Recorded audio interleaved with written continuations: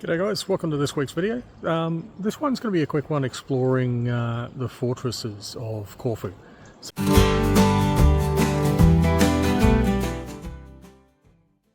So at the moment I've chosen this particular spot to start the video because I'm in the Old Fortress of Corfu, and particularly looking back down that way.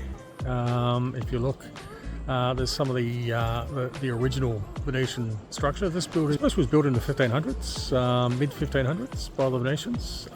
It's been occupied and owned by the Venetians, then the French, then the English, and from 1864 it was taken over by the Greeks.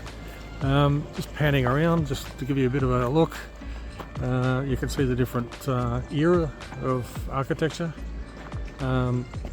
So there's a fair amount of change that's happened. Very little of the original structures here, because back in 1718, I think it was, there was a massive explosion just down there, past this cathedral. That's where the powder house was, or one of the powder houses. And during a storm, it was hit by lightning, and it blew up. And you can see partial walls and so on down that way, which never got repaired. There were two other powder houses that also got blown up by basically as a secondary effect. So it was built in the mid 1500s, but most of the stuff that you'll see in this video was actually built in the 1700s after the repair of the effects of the explosion. But anyway, right in front of me there is the British Barracks, which is a two-storey building that goes all along the front. The whole construction was on a little, I suppose you'd call it a little peninsula off Corfu Town. And when the Venetians built it, they actually cut a canal between the mainland of the town and this part of the little peninsula to create effectively a moat. Which you will see in the videos as well.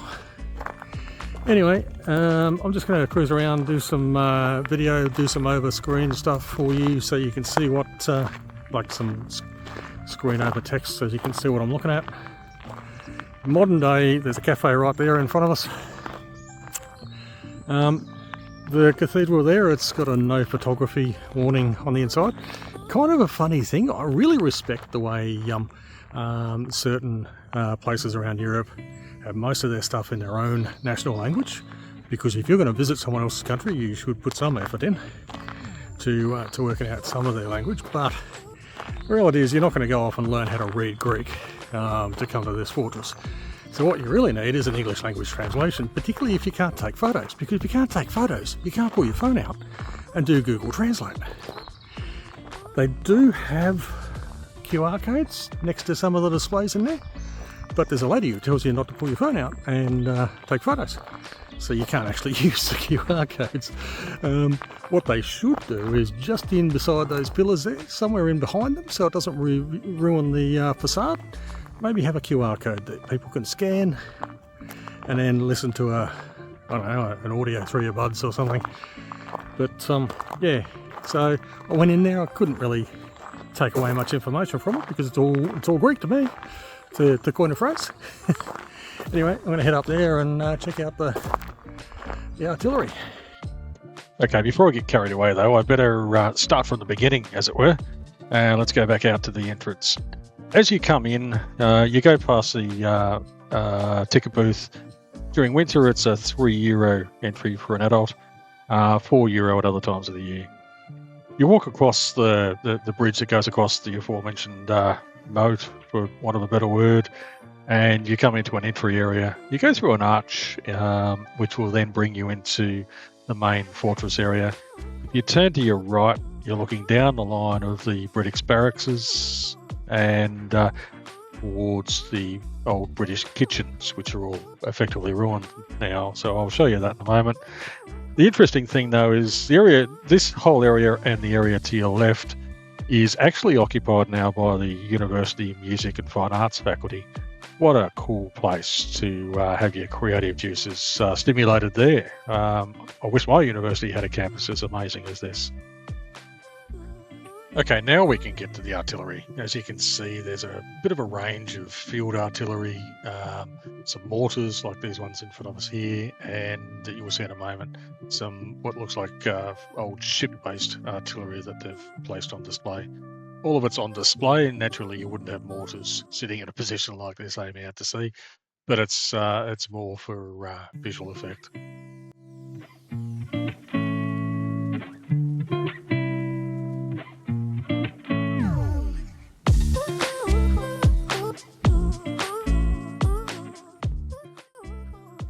From this point onwards, you just follow the path deeper into the citadel or fortress.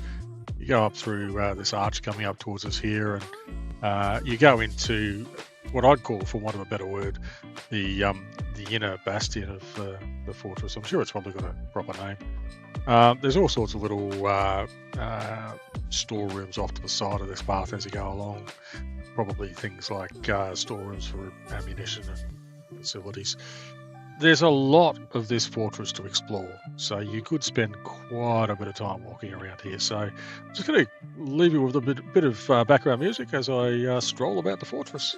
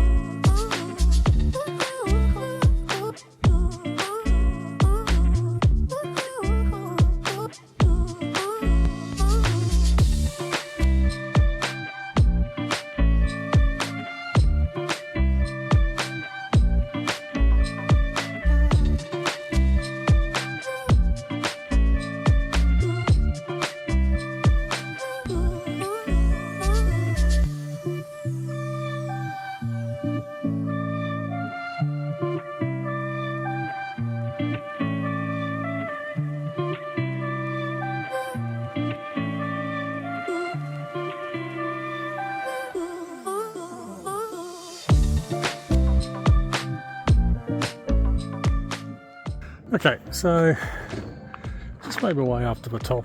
Well, not quite the top. I'm not going up there. I don't think you can go up there. But as I've made it to partially all the way up to the top. Just check out this view. That over there in the distance is Albania, where I came from to get to here. That's Greece, but the border is just over there past that headland. Interesting thing, as I said, I'm in the Old Fortress. I zoomed in a second ago, so the second before you see this, you've seen straight that way is the new fortress.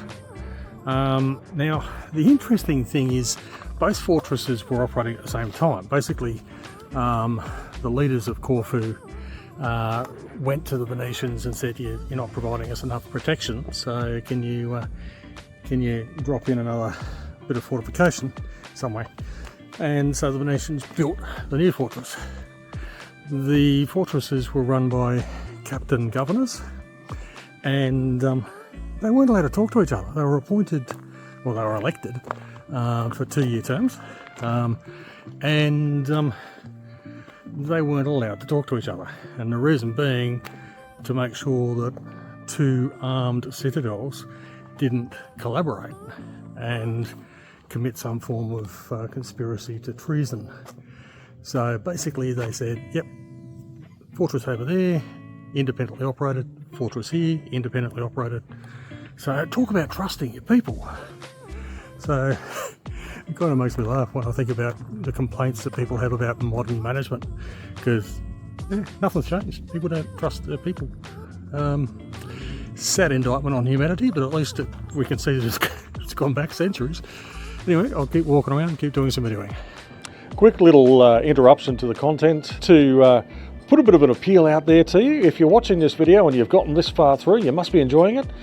Please consider clicking like, subscribe if you haven't already, and what would be really cool is if you gave me some thoughts in the comments below. Have you been there? What do you think about the place? Have I given you all the information you need? What sort of information would you like to see in future videos?